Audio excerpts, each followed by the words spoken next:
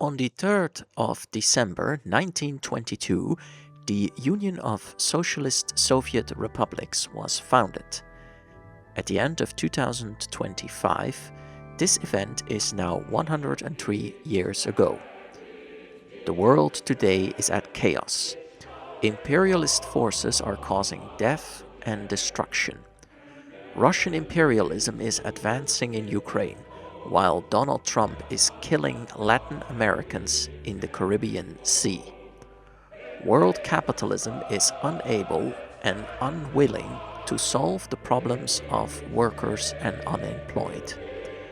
Millions are struggling, and yet the revolutionary break with capitalism remains out of reach for workers. The main reason is the unwillingness of many self-styled leftists to break with capitalism.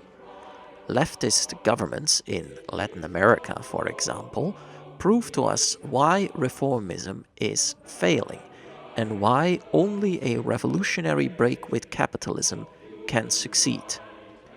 Reformism mixed with populism grew in the last 20 years. But it never moved beyond the classic social democratic idea about more regulation and less markets. Workers and youth today are searching for an alternative, but find little help from the old labor parties and trade unions.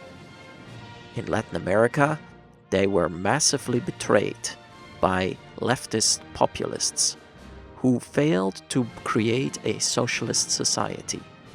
It alienated them from the working class, which in the end broke with them. 103 years ago, the Russian Communist Party founded the USSR at the end of a brutal civil war. Despite its victory over the anti-communist White Armies, the Soviet Union failed as the workers' councils lost their power to the Stalinist bureaucracy in the mid-1920s. They killed off the founding Soviet leaders and installed itself as supreme rulers. In 1991, the flag of the White Armies was raised over the Kremlin and capitalism was restored, causing poverty and misery for millions.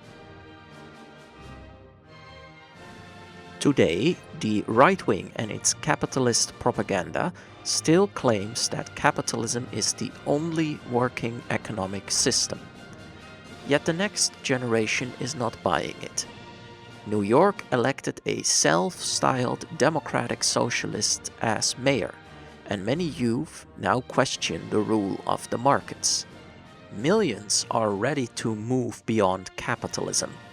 What is lacking is the revolutionary leadership on the left wing, which remains stuck in the failed idea that they can reform the capitalist state for the benefit of all. It is our task to reject the new imperialist Cold War, point out that leftist reformism is a death road, call for class struggle of workers, unemployed, and youth, call for the nationalization of the largest companies that control the world economy. Democratic control means workers' self-management and planning for the needs of millions, not millionaires. Only a socialist economy can end the pollution and capitalist waste. The energy transition cannot happen under capitalism, as the ruling class is divided about it. Green capitalism is not the solution, as profiteering is not abolished. Socialism is the alternative, and it remains our task to spread that idea in 2026. Lenin and Trotsky understood in 1917 that they needed to overthrow the whole rotten capitalist system internationally. To fight for socialism means rejecting conservatism and their intolerance, even among workers. We stand proudly with women and youth who stand for queer acceptance and inclusiveness. The early Soviet Union was the first who ended the grip of religious institutions over the working class. It ended male chauvinism and the idea that men should rule over women and society.